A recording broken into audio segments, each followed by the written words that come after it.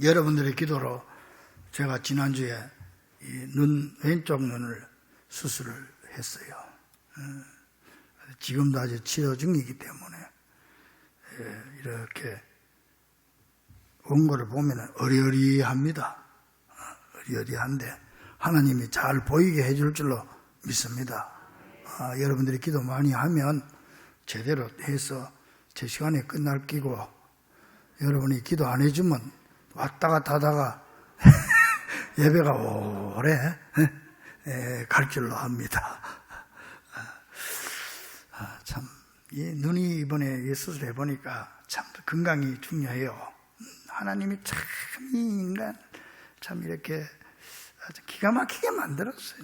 눈을 이렇게 하면서 이 부분 마취를 해서 이렇게 하는데, 위에서 뭐 칼이 왔다 갔다 하고 뭐 핀세트가 왔다 갔다 하고 이런 거 보니까, 누워서 이래 가만히 보니까 야, 참 이 의사가 참 기술이 좋다 그런 생각이 나요. 그러면서 제가 이 젊은 의사들도 이렇게 기술이 좋은데 내가 이거 목회를 어느 정도 기술을 가지고 있나 이런 생각이 납니다.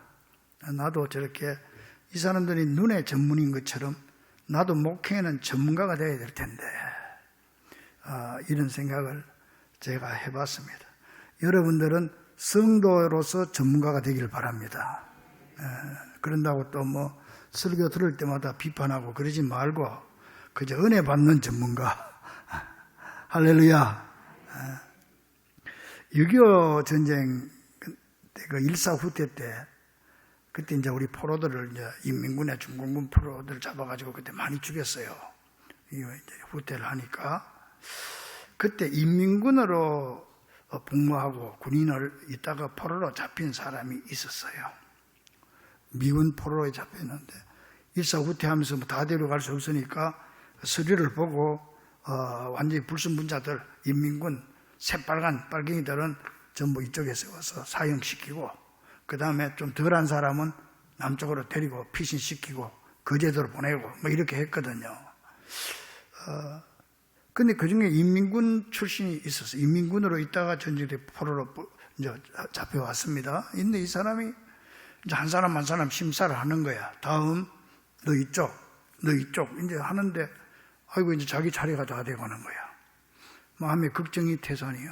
나도 이거 인민군인데 분명히 나는 사형종기다 이럴 것이다.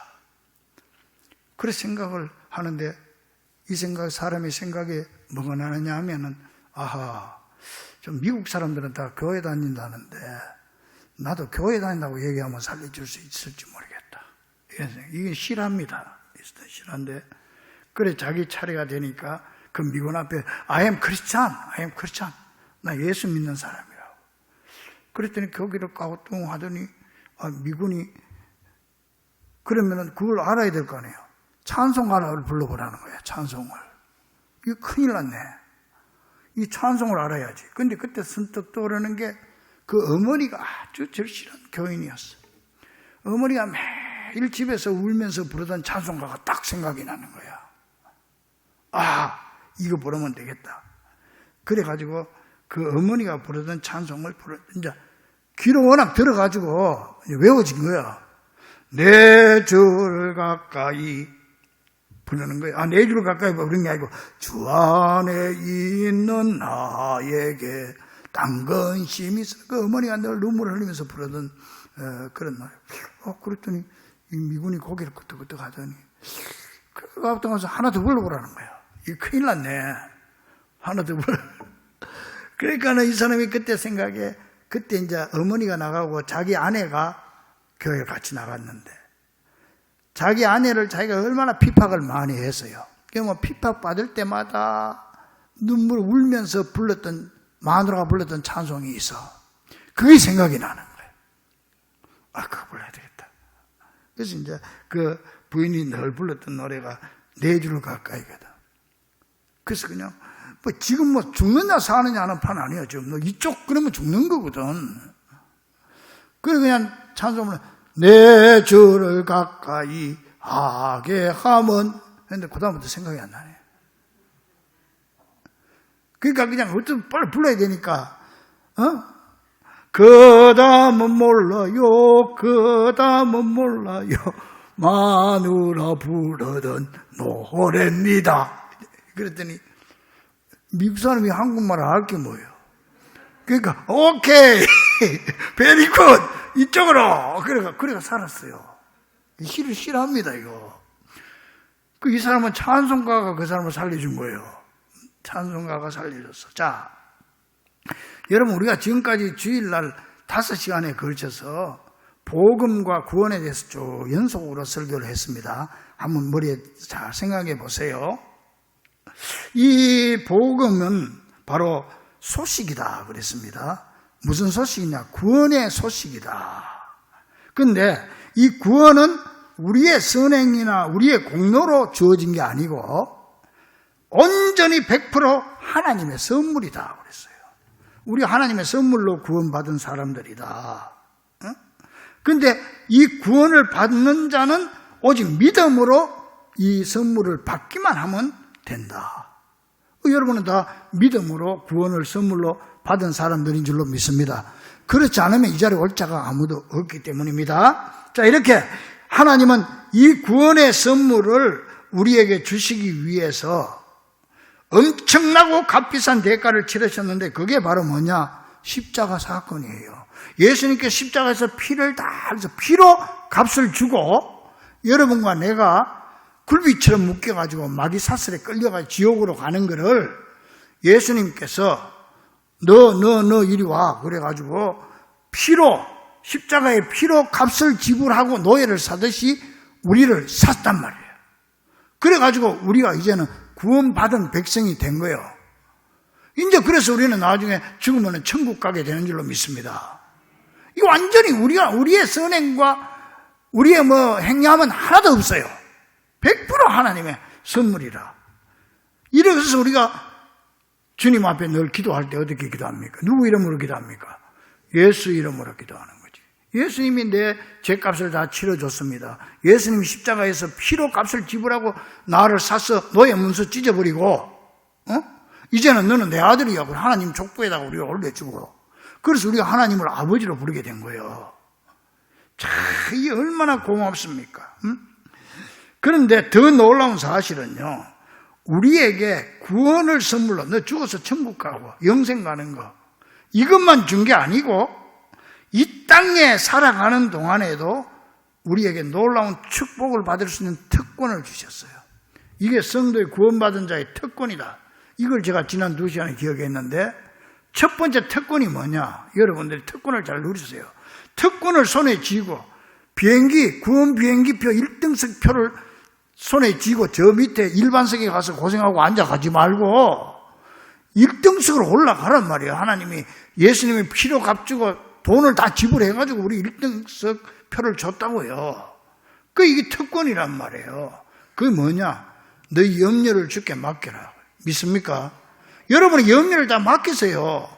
맡기세요. 할렐루야. 맡기면 주님이 다 해결해 줄 줄로 믿습니다. 근데 왜 그걸 안 맡기고 내가 자꾸 끌어안고 가냐 말이에요. 왜 굳이 1등석을 안 가고 저 일반석에 가서 고생하냐 이 말이에요. 값을 다 이미 비용을 지불했는데 십자가로. 그래서 염려를 맡겨라는 특권. 둘째, 맡기기만 하지 말고 나의 모든 문제와 내가 바라는 걸 하나님 앞에 기도해라. 할렐루야. 그래서 기도라고 하는 게 얼마나 큰 특권인지 몰라. 그러니까 기도는 의무가 아니고 특권이에요. 특권. 응? 그래서 주님 앞에 기도하면 주님께서 다 인도해 주시고 당신의 뜻대로 모든 것이 하나님을 사랑하는 자고 그 뜻대로 부르심을 입은 자들에게는 모든 것이 합력하여 선을 이루느니라. 믿습니까? 모든 게 합력해서 선을 이루도록 인도해 주신단 말이에요. 근데 우리가 기도를 안 하니까 자꾸 주님이 할 수가 없는 거예요. 이게 주님이 우리의 특권이에요. 여러분 아무나에게 특권 맡길 수 있습니까? 아무나 짐을 맡깁니까? 길 가는 사람이 나보고 와서 목사님 나 좀 부탁합니다 하면 되겠어요?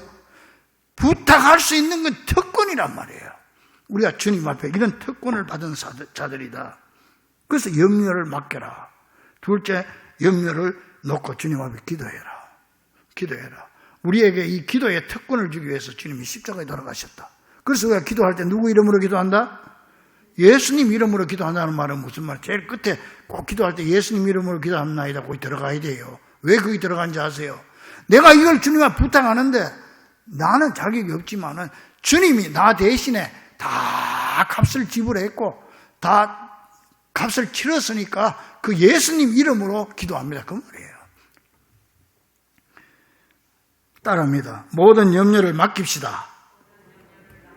기도는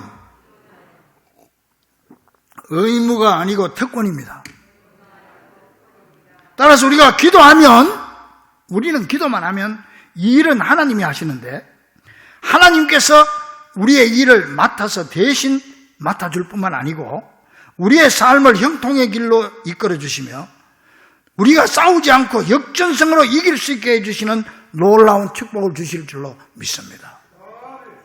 자, 오늘은 구원받은 자의 특권 세 번째 뭡니까? 뭐겠어요? 따라합니다. 찬양이다.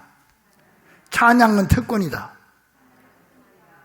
여러분, 우리가 주님 앞에 찬양할 수 있다고 하는 게 얼마나 큰 특권인지 몰라요. 응? 오늘 본문을 보니까 하나님께서 구원받은 택한 백성에게 18절에 너희는 이전 일을 기억하지 말며 옛날 일을 생각하지 말라. 보라, 새 일을 행하리니 이제 나타낼 것이라. 그러면서 이제 모든 걸 다 회복시켜 줄 것을 약속한 다음에 21절에 보니까 이 백성은 뭐야? 내가 택함 받고 구원받은 백성, 바로 우리를 말하는 거예요. 여러분들을 말해요. 여러분들은 내가 나를 위하여 지었나니, 주님이 나를 위해 지었대요. 주님을 위해서, 뭘 위해서? 나를 찬송하게 하려 함이라. 찬송하도록 하기 위해서 우리를 불렀고 우리에게 특권을 주셨다. 믿습니까? 자, 우리 화면 보고 한번 고백합니다. 시작. 이 백성은 내가 나를 위하여 지었나니 나를 찬송하게 하려. 한 번 더 시작. 이 백성은 내가 나를 위하여 지었나니 나를 찬송하게 하려 함이라. 믿습니까? 이렇게 하나님은 우리를 선택하고 구원해서 찬양할 수 있는 특권을 주신 거예요. 우리 찬양대회겠네요. 무슨 여러분들이 지금 그 찬양대에 앉아서 찬송하는 게 의무입니까? 특권입니까? 진짜 특권을 생각해요. 특권이요. 그 자리가 어떤 자리인데 그 자리가. 어? 그 찬양대는 특권 중에 특권이야. 아멘?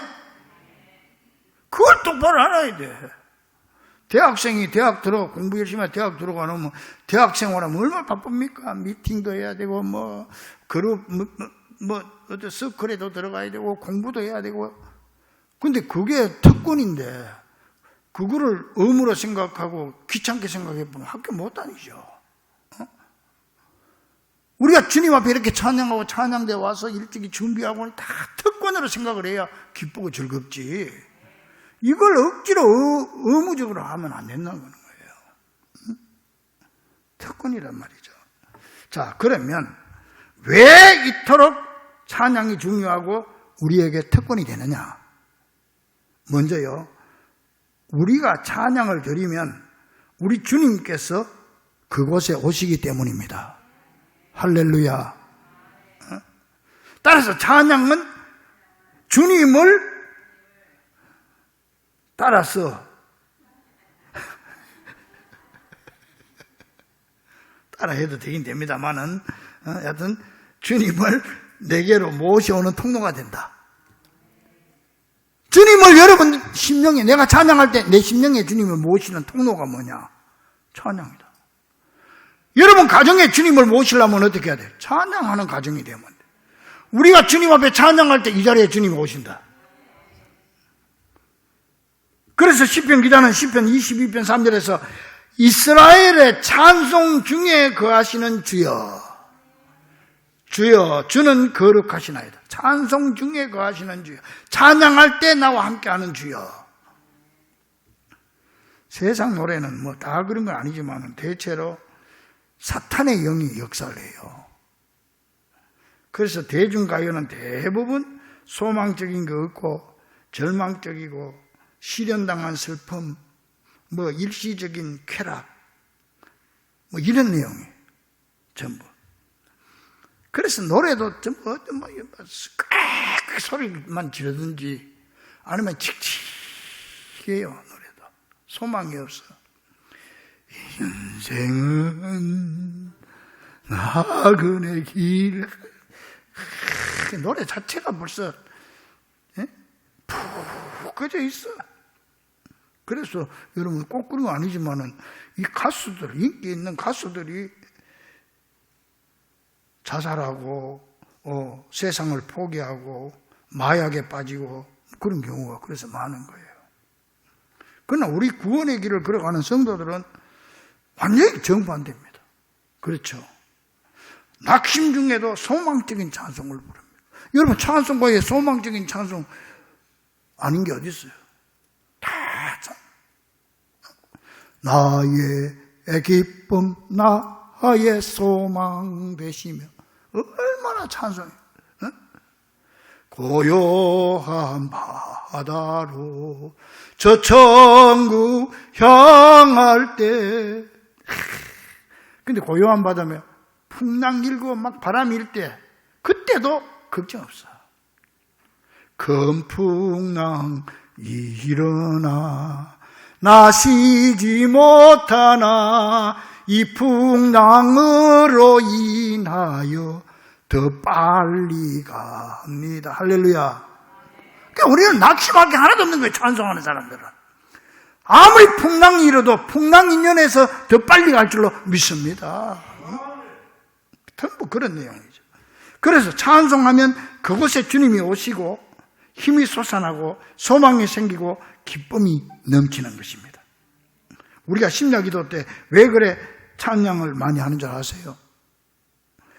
여러분 심야기도에는요 가요 콘서트장이 아니에요. 또 그래 여러분 꼭 기억할 거예요. 여러분 뭐 스트레스나 풀려고 찬송하는 거 아닙니다. 손뼉 치고 스트레스 풀려고 하는 거 아니에요. 찬송하면 그 자리에 주님이 임재하시기 때문에 그런 거예요. 여러분이 금요일 날 주님 앞에 찬양하고 오늘 오후 2시 예배 때도 찬양 예배 아니에요. 왜 찬양 예배? 찬양 왜? 찬양하면 그 자리에 주님이 오신다고 약속했기 때문에. 찬양 가운데 하나님의 강력한 임재가 임하는 줄 믿으시기를 간절히 축원합니다. 그래서 집에서도요 힘들고 어려울 때 찬양하세요. 찬송하세요. 찬송하세요. 어떤 사람이 청년이 찬송을 하는데 혼자서 기도하면서 그냥 조용하게 기도를 했더니 마귀가 나타나. 사탄이 마귀가 나타나. 마귀가 이렇게 나타나 잡아 몰락하더래. 그러니까 이 청년의 생각에 찬송하면 마귀가 물러간다 하더라. 그래 찬양의 생각이 나나 갑자기 생각나는 게 뭐냐? 당신은 사랑받기 위해 태어나서 그거 불렀대. 응? 마귀 보고 당신은 사랑받기 위해 태어난 사람. 여러분 찬양하면 악한 영이 물러갑니다. 아버지 하나님께서 그 자리에 주님이 임하기 때문에 딴 건 다 물러. 빛이 들어오면 어둠은 저절로 물러가게 되어 있는 거예요. 그래서 10편 22편 3절에 이스라엘의 찬송 중에 거하는 주여 주는 거룩하시니이다. 그러므로 여러분 우리 주님은 지금 말씀하십니다. 용인중북교회 아무개야 힘든 세상 살다가 지칠 때면은 찬송해라. 하나님을 찬양해라. 그러면 내가 그곳에 함께 있어 주마. 주님 함께 있으면 모든 게 끝납니다. 믿습니까? 고생 끝 행복 시작입니다. 우리는 자꾸 주님의 손에 있는 선물만 자꾸 달라고 요것 주시오 저것 주시오 요것 하는데 그보다 100배 1000배 큰 축복이 뭐냐? 주님 자신을 가져버리면 되는 거예요. 주님을 내 마음속에 모셔버리면 주님 손에 다 내 것이 되는 거예요. 믿습니까? 그래서 찬송하면 그 자리에 주님이 오신다고 그랬으니까 이보다 더 큰 응답이 어디 있습니까? 힘들고 어려울수록 찬송하십시오. 이 사실을 굳게 믿고 그 특권을 한 달란트 받은 종처럼 땅에 묻어주지 말고 힘들수록 찬양하는 귀한 성도들이 되기를 간절히 축원합니다. 그리고 찬양은요, 영적 전쟁에서 승리하는 비결이 됩니다. 그렇기 때문에 특권입니다. 여러분, 역대하 20장을 보면은요, 유명한 사건이 나오는데, 남유다의 요사밧 왕 시절에 모압과 주변에, 모압과 암몬이, 이 역사적으로 꼭 우리나라 비슷해, 우리나라 일본하고 중국이 자꾸 침략한 것처럼 이 이스라엘 나라의 조그마한 나라 자꾸 모압, 암몬, 아수라 주변국들이 침략이 많아요. 모압과 암몬 이 대국이 연합을 해가지고 이 유다 조그마한 나라를 침략을 해온 거예요. 그러니까 뭐 이거는 뭐 전투력이나 뭐 모든 면에 봐서 상대가 안 되는 거예요. 이거는 뭐 싸우나 마나 패배한 전쟁이에요. 여러분, 그때 전쟁은 지금하고 달라요. 지금도 전쟁은 무섭지만은 그때는 전쟁에 지면은요, 다 죽여버려요. 여호수아서 보세요. 짐승들까지 다 죽여버려요. 만약에 안 죽이면요, 쓸만한 사람은요, 끌고 가가지고 노예로 삼는 거예요. 노예로. 뿔뿔이 가족도 흩어져서. 그러니 전쟁이 얼마나 무섭습니까? 이거 이 당시에. 그러니까 이거 뭐 어쩔 수 없게 생긴 거예요, 지금. 그러니까 이 여호사밧 왕이 말이죠. 이런 상황 속에서 어떻게 했는지 아세요? 참, 이 사람 믿음이. 온 백성들에게 금식을 선포하고 이 절체절명의 순간에 하나님 앞에 기도하자. 그래서 온 백성들이 금식하며 기도하기 시작한 거예요. 이 전쟁을 앞두고. 지금 포위돼가지고 있는데. 그때 이제 그 기도를 듣고 하나님께서 주의 종을 통해서 응답을 주는데 걱정할 것 없다. 이 전쟁은 하나님께 속한 것이다. 너희가 싸울 것이 없다. 내가 구원해 줄 것이다. 내가 너희와 함께 하느니라. 이 응답을 주니까 주의 종이 여호사밧 왕한테 이런 응답이 왔습니다. 여호사밧 왕은 할렐루야 하나님을 찬양한 다음에 백성들에게 외치며, 여러분 백성들, 너희들 백성들은 여호와를 신뢰하라. 하나님을 믿읍시다. 그리하면 견고히 서리라. 하나님이 든든하게 세워줄 것입니다. 그렇게 백성들에게 외친 다음에, 그 다음에 그래도 지금 포위되어 있는 거예요. 희한한 결정을 내리는데요, 찬양대를 모집하는 거예요. 찬양대를 모집해가지고 제일 앞에다가 세우고 예복을 다 입혀요. 찬양대처럼 이거 옷을 입힌단 말이에요. 다 예복을 입히고 그 적진으로 나가는데 제일 앞에 찬양대가 서가지고 찬양하면서 가는 거예요. 이게 무슨 전쟁입니까, 이게? 역대하 20장 21절에 백성과 더불어 의논하고, 이거는 참모들하고 의논했다는 뜻이겠죠? 노래하는 자들을 택하여 거룩한 예복을 입히고, 지금처럼 예복을 입히고 군대 앞에서 행진하며 여호와를 찬송했다. 그래서 이 찬양대원들이 앞장서서 찬송하며 진군할 때에 어떻게 했냐? 여호와께서 복병을 두어 암몬과 모압을 치심으로 그들을 멸하고 대승리를 거두었느니라. 할렐루야. 여러분, 그때 상황을 한번 상상해 보세요. 상대 그 연합군 입장에서 볼 때는 얼마나 이게 웃기는 일입니까? 지금 생사가 지금 오가는 이 전쟁터에서 전투태세는 갖추기지 않고 찬양대가 가운이 예복을 입고 앞장서가지고 찬양을 하면서 오고 있으니 그걸 쳐다보고 있는 이 연합군들이 어떻게 했어요? 정말 저 어리석고 말도 안 되는 엉뚱한 짓이다. 저 바보들 같은 저런 사람들이 어디냐 그랬을 거 아니에요. 여러분, 우리 예수 믿는 사람들이요, 여러분들이 힘들고 어려울 때 찬송하는 모습을 보면, 안 믿는 사람들이 보면 저 웃긴다고 생각하는 거예요. 야, 지금 뭐 해결하려고 사람 만나고 이리저리 쫓아다녀야지 앉아서 찬송하고 기도만 한다고 되냐? 그러잖아요. 똑같은 거예요. 똑같은 거예요. 그런데 역사가 일어나는 거지. 찬양 시작할 때 여호와께서 천문천사를 보내가지고 그 전쟁을 승리로 이끌어 갈 수 있도록 완전히 패배시켜버려. 할렐루야. 이게 하나님의 역사. 세상 사람들이 볼 때 우리 믿는 사람들 참 어리석게 보이고 참 바보같이 보일지 몰라도요, 여기에 승리의 비결이 있는 거예요. 슬픔을 당하고 힘들 때도 찬송하는 모습을 보면 저 사람들 저 돌았나? 저 제정신이 아닌 거 아니냐? 사도 바울 보고도 그래서 사도 바울 보고도 너가 미쳤다고 그랬어요. 응? 그 사람들은 그렇게 볼지 몰라도 거기에 역사가 일어나는 거예요. 할렐루야. 그러므로 여러분, 이 성경은 이 전쟁의 사건을 통해서 지금 사탄과 전쟁하고 죄악과 싸우는 우리들에게 귀한 교훈을 주고 있는 거예요. 영적인 전쟁, 사탄과의 전쟁에서, 죄악과의 싸움에서 승리하는 비결은 오직 찬양뿐이다. 찬양이다. 하나님은 이렇게 우리 구원받은 성도들이 천국에 가기까지 이 땅에서 싸울 영적인 전쟁에 대비해서 최신식 무기를 우리에게 주셨는데 그것이 바로 찬양인 줄 믿으시고 마음의 시험이 들 때, 힘들고 어려울 때, 낙심되고 절망될 때 여러분 이 무기, 찬양의 무기 꺼내서 주님 앞에 찬양하는 여러분 되기를 주의 이름으로 간절히 축원합니다. 이것이 하나님께서 우리에게 주신 특권입니다. 여러분 오늘부터 그렇게 한번 살아보세요. 사무엘상 16장에도 보면은 다윗이 수금으로 찬양했을 때 사울을 사로잡고 있던 악령이 떠나가는 사건 여러분 잘 알지 않습니까? 그래서 마틴 루터는 말했습니다.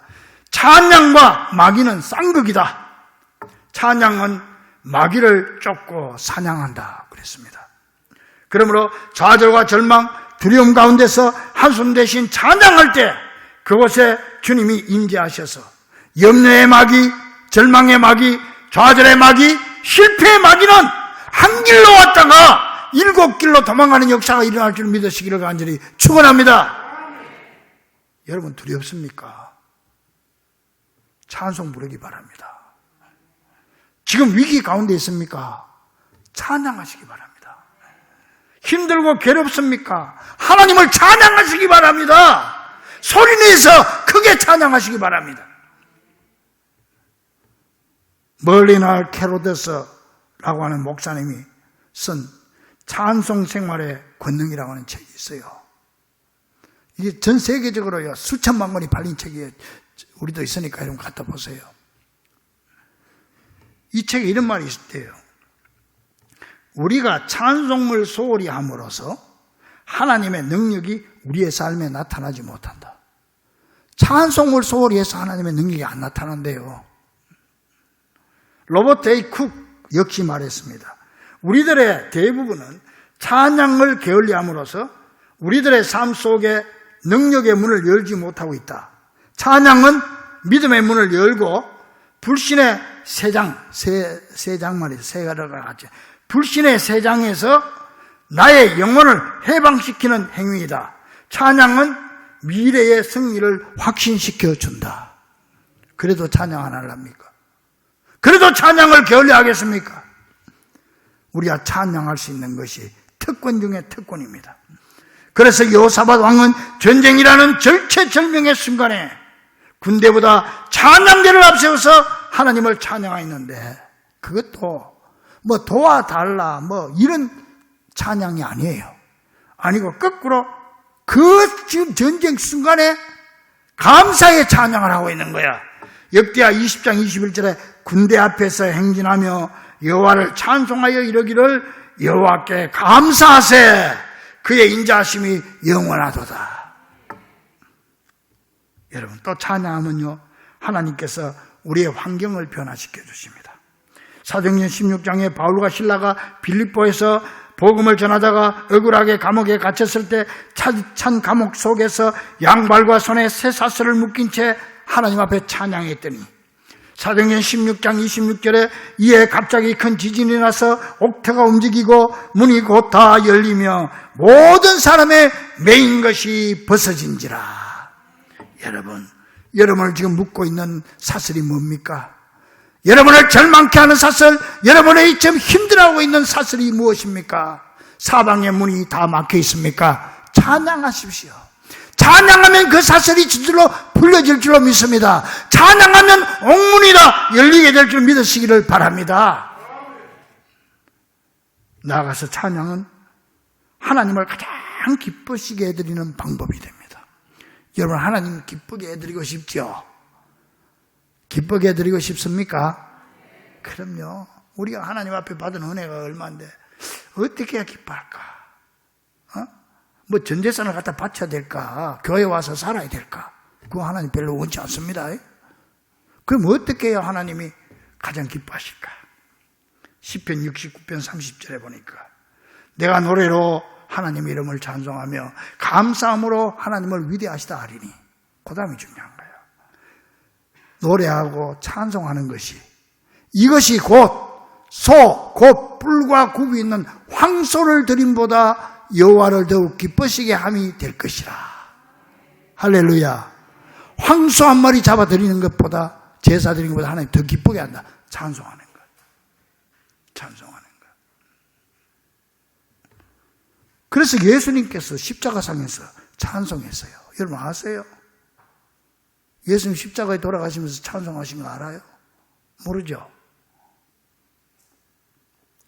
엘리 엘리 라마 사박다니, 나의 하나님 어찌하여 나를 버리시나이까.